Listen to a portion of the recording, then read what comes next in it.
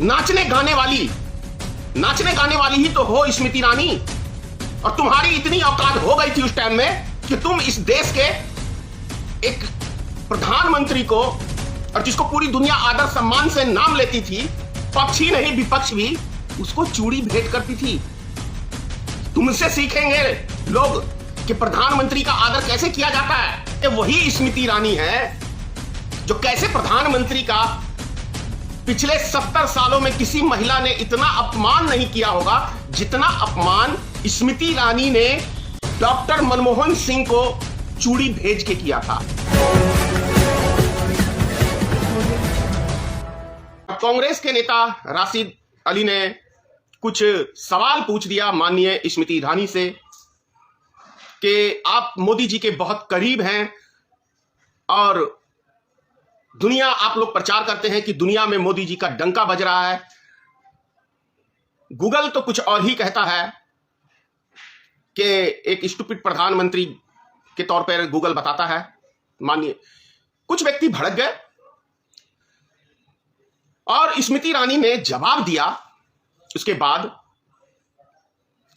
कि माननीय प्रधानमंत्री श्री नरेंद्र मोदी जी देश के प्रधानमंत्री है, राष्ट्र के प्रधानमंत्री है, हम सबको उनका सम्मान करना चाहिए।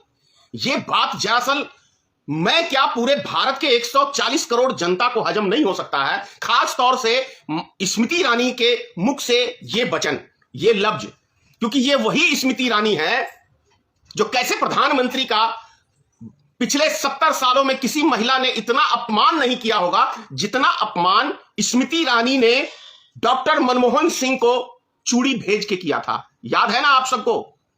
आज इनको सम्मान की बात इनके मुख से शोभा नहीं देता है किसी भी तरीके से कि एक नाचने गाने वाली ही तो हो स्मृति ईरानी। और तुम्हारी इतनी औकात हो गई थी उस टाइम में कि तुम इस देश के एक प्रधानमंत्री को, और जिसको पूरी दुनिया आदर सम्मान से नाम लेती थी, पक्षी नहीं विपक्ष भी, उसको चूड़ी भेंट करती थी। तुमसे सीखेंगे लोग कि प्रधानमंत्री का आदर कैसे किया जाता है। और आज यदि देश के प्रधानमंत्री, देश के क्या प्रधानमंत्री, भाजपा के प्रधानमंत्री है, ऐसा कोई प्रमाण है कि वो देश के प्रधानमंत्री हैं?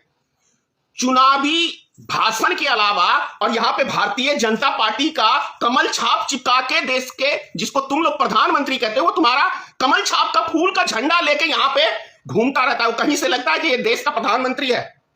बोलो। और आज भी राष्ट्र हित के लिए एक काम है, वो सिर्फ भारतीय जनता पार्टी का एक प्रचारक है।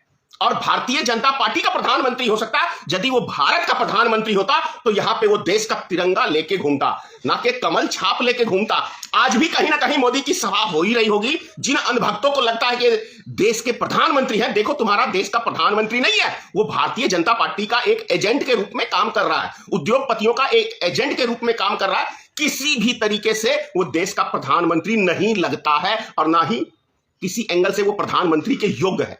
क्योंकि वो अभी क्या कहते हैं, अभी कल ही एक भाषण में कह रहा है कि मुझे 2-3 किलो गालियां डेली मिलती हैं। किसी ने तौला है आज तक कि गाली भी किलो की होती है, 2 किलो की होती है, 3 किलो की गाली होती है? ये प्रधानमंत्री के लफ्ज हैं। और ऐसा प्रधानमंत्री आप काम ही क्यों करते हैं कि कोई आपको 2-3 किलो गाली देता है? एक प्रधानमंत्री को झूठ बोलना क्या शोभा देता है? नरेंद्र मोदी ने अपनी लाइफ में झूठ के अलावा कभी सच बोला है किसी बात को? इस देश की जनता को पिछले 8 सालों से गुमराह करने का ही तो काम कर रहे हैं ना प्रधानमंत्री। तो लोग इनको गालियां नहीं देंगे तो क्या फूल माला चढ़ाएंगे इनको? एक भी काम इस देश का प्रधानमंत्री ने आम जनता के हितों के लिए आज तक नहीं किया। कोई भी काम किया है तो अपने मित्रों के लिए किया है, राष्ट्र के लिए नहीं किया है। अपने मित्रों को राष्ट्र झोली में डाल दिया है। तो जूते खाने लायक है प्रधानमंत्री? गाली की बात कर रहे हैं, मैं कह रहा हूं जूते खाने लायक है।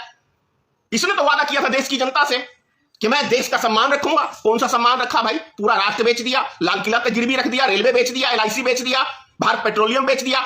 ऐसा कौन सा संपत्ति है जिसकी रक्षा किया है? तो जूते खाने लायक है प्रधानमंत्री, मैं तो कहता हूं।